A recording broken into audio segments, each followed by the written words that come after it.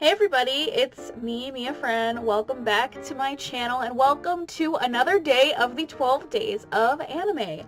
And in today's video, we're going to talk about something that, I don't know, is it still taboo or not? I have no idea if it is. But today, we're going to talk about subs versus dubs. Now, I feel like 10 years ago, or hell, even like 15 years ago, if you said anything about liking an English dub or that you watched the English dub of some anime, people would literally try to crucify you. They'd, tell you that you're an idiot and you don't know what you're talking about. Now, I've been wanting to talk about subs versus dubs for a while, and this is a good place to do it because now we can all have a conversation with each other because we're doing 12 days of anime. And when it comes to being somebody who likes anime or who watches anime, you're going to find a lot of people that nowadays in 2018, almost 2019, there are more dubs coming out like all the time. We have simul dubs now. It's very, very common. It's a lot more common now to see simul dubs, which is when a new episode of an anime will come out on a streaming service like Crunchyroll or Funimation or something, and it'll come out in the subbed version, and maybe like a day or two later, or maybe even the same day, the dub for that episode will also come out. So it's almost kind of like when a movie premieres in like a certain country on a certain day, or it comes out everywhere on the same day. Kind of like, not really like that, but that's like the best analogy I could muster up. Or maybe like books coming out on the same day in different countries and things like that. So clearly, to me, I don't mind English dubs at all. I think they're a good way to get other people to watch different types of shows, different types of anime, because not everybody speaks the same language, obviously. Like, that's insane. And not everybody speaks English either. So having dubs in Spanish or Russian or French, German, what have you, I think that's also a good thing, because then it can reach more people because maybe they have seeing problems. And of course, you always have the subs for deaf people because they, have hearing problems or things like that. So subs and dubs are both good. I think the stigma with the whole like dubs suck kind of thing comes from the late 90s, like early 2000s era, I feel like, because that was when companies like 4Kids and Deke were translating and editing anime shows. So one, it would like fit on American television at the time. Two, it would reach a more American audience, which is why you have things like in the Sailor Moon dub from the late 90s, they would have those like Sailor Says, which was never in the Japanese version. That's why those like 90s graphics are all over the place in that show. And I think the stigma of, oh, it sucks because it's stupid and campy and you're dumbing it down for Americans, is why people think dubs are terrible. Or at least that's where the stigma came from. And of course you have examples like Speed Racer from the 60s. The dub is like insanely strange and they all talk really fast because they're literally translating all of the lines from Japanese into English. So of course not every line is going to be the same length from one language to another, because that's not how structure or grammar works in any language at all. So yeah, I think the stigma stems from those things. I mean, with One Piece, even on Toonami, we got the edited version of One Piece. We got the One Piece rap. Don't even get me started on that. We have them editing weapons so that way they don't look like actual guns, or editing Sanji smoking into like it's a fucking lollipop. Things like that are, I think, why a lot of people don't like English dubs, because they feel like not only is it going to change the source material, it's also going to change the integrity of the show. And so maybe I will talk about a little bit about translating here in this video, actually. Just a little taste of maybe what I can talk about in a separate video, separate from the 12 Days of Anime.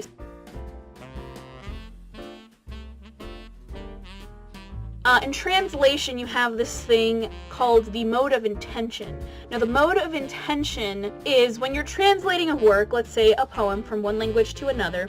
So let's say from Spanish to English or Japanese to English. Different languages have different ways of structuring their poetry. So we have the Italian or Petrarchan, however you want to pronounce it, sonnet, which is actually composed of the first 8, all sonnets have 14 lines each, but the first 8 lines of a Petrarchan sonnet are called an octet. The remaining 6 lines are called a sestet and have a various range of rhyme schemes. Now, the sonnet we're probably all most familiar with is the Shakespearean sonnet, or the English sonnet, because it's written in iambic pentameter, where there are 10 syllables in each line. And Shakespeare's rhyme scheme was A-B-A-B, C-D-C-D, E-F-E-F, and the remaining couplet, the last 2 lines, is G-G. Now, when it comes to translating poems, let's take Chihaya for example. So when translating poetry, or even an English, or even an anime into English, you're going to have to read through the entire script or read through the entire poem in its original language. So you probably have to have someone who is fluent in the language and understands whatever the poem is talking about, the history of it, or if it's a script, they're going to have to understand what's happening on screen or within the show you're supposed to be rewriting the script in English for.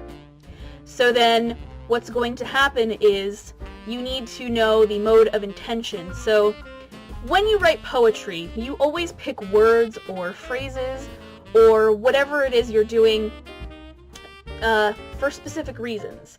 Now, you're going to use metaphors, similes, things like that. And when you're translating from one language to another, it's really hard to get the same feeling that you want the reader to get. So what you want to make sure is you understand the context of the words being used, and you want to understand how it's going to change, if it does, when you translate it into English. So what you really want to understand is if the logic is coherent not only to you when you translate it, but to the reader. You want them to associate the words you're using with the same visuals or imaginary things they're going to see in their head when they read the words or listen to them that you see when you read or listen to these words being read. You have to make sure the reader or the listener comes to the same conclusion that you do when you read the poem or speak these lines out loud. Another problem with translating that I'm sure a lot of people don't understand, which is probably why they think English dubs suck when they don't literally translate everything they're saying into lines, is you have to make it sound natural in the language you're translating it to. So, of course, one line in Japanese is not going to transfer to a literal translation or the exact same line in English. So what people in poetry do when they translate from one language to another is they create this thing called a crib. So a crib is where you write out every line and every word in the poem that you're translating, for example. You write it in its original language, and then underneath every word you write the equivalents or words that sound similar, so synonyms, of this word in the original language to words in English, so that way you can figure out which words sound best to use in English. You have to figure out which one is the most appropriate to fit within the text, which is also why it's important to understand where the original writer or poet is coming from and their intention of the poem being written or the script being read. Now, anime has this added thing because not only are they translating a poem or a script into English, they're also recording lines. So whoever is reading the lines has to follow the lip flaps of the characters speaking, because that's how they dub over anime scenes. So not only do the new writers of the script have to figure out what the mode of intention is from the original Japanese, they also have to figure out what words in English or what phrases are they going to have to use to fit within the lip flaps and the movements of the characters speaking. One line in Japanese could be like a really short sentence, but in English it could translate into something extremely long. That's not going to work. So sometimes, unfortunately, what they're going to have to do is slightly change certain things in terms of context, which always sucks, which is also another reason why I think a lot of people don't like English dubs. Now, take another example from the free dub. So, in the original Japanese, there's a section or part of an episode where Rin and Haru go to Australia and go visit Rin's stay family, the people that he stayed with when he was living in Australia for a few years. And in the original Japanese dub, they're speaking Japanese to each other. Rin and Haru were speaking Japanese to each other. And then Haru, who doesn't speak English very well, has to shyly try and speak English to these two native English speakers, while Rin is better at communicating and speaking in English because he's lived in Australia before. Now in the English dub, since everyone is speaking English, they just make it so Haru doesn't understand what the hell they're talking about within context of the conversation, because he hasn't been with these people while said conversation they're referencing or referring back to has occurred. So he doesn't understand what they're talking about. He doesn't know that Rin has been talking about him while he was there with them, and they just kind of play it off as him being a shy person.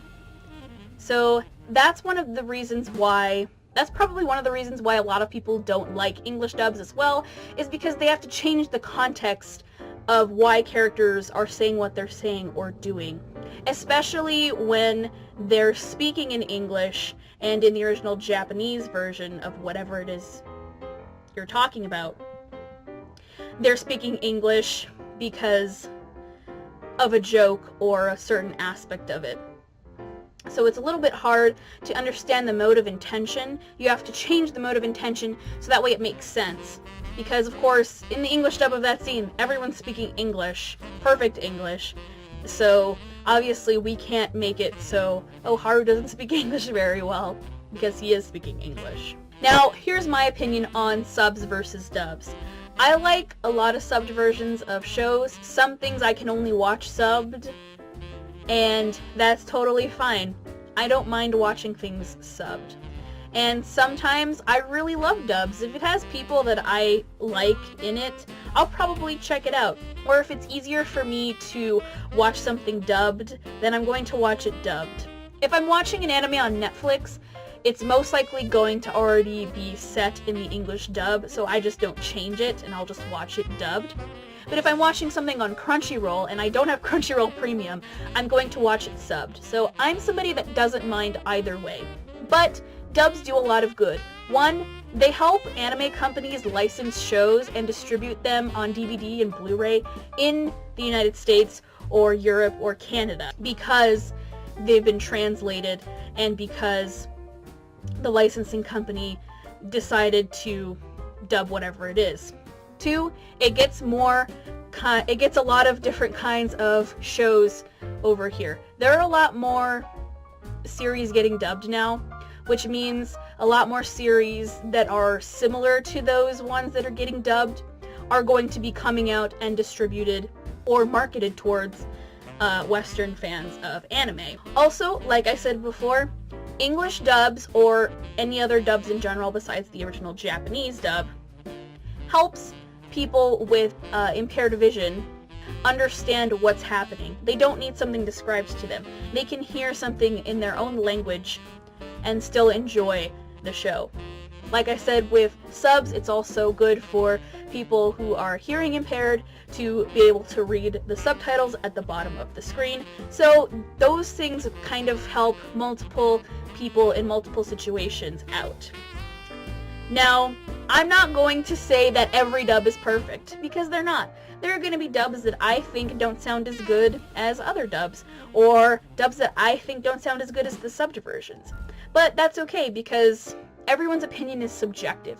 You don't have to watch a dub, and you don't have to watch an anime just subbed if there is a dub available and you want to watch it dubbed. I just think people need to calm down and stop saying in comments of literally every fucking video, you know, let people enjoy what they like hearing.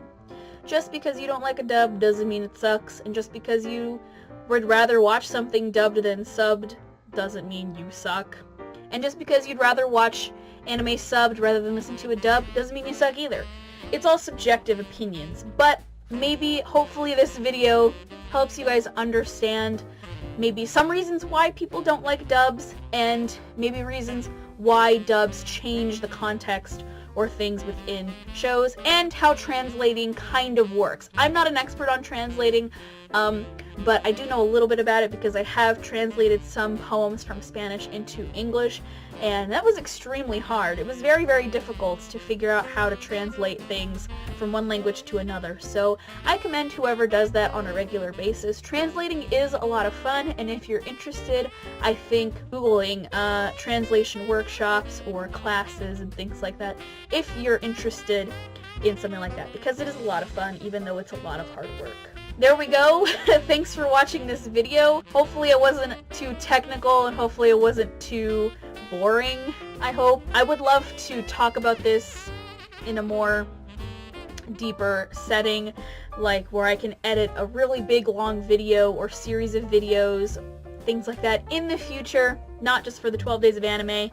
So, and so that way I can do a little bit more research, because again, I'm not an expert in translation or anything like that. It's just something I'm interested in. So that way, if you guys want to see a more in-depth video with better editing and a lot more examples and things like that, let me know in the comments below. And let me know what shows you think I should talk about in terms of translation and dub work. If you like this video, make sure you give it a thumbs up. Make sure you comment down below what you thought of it. And why don't you subscribe to my channel if you haven't already. In the description below, I have a link to the database of all of the people participating in this year's 12 Days of Anime, so that way you can check out people's socials like Twitter, Tumblr, Facebook, and YouTube videos, and other kinds of blogs and things like that, so you can see their posts or their videos on the 12 Days of Anime, and that way you can get all of the anime goodness you can. Not out of just me, but out of everyone else participating. And I will see you guys in tomorrow's video. I can't wait for the next day, for tomorrow. It's going to be a lot of fun. So have fun, stay safe, see you in tomorrow's video. Bye!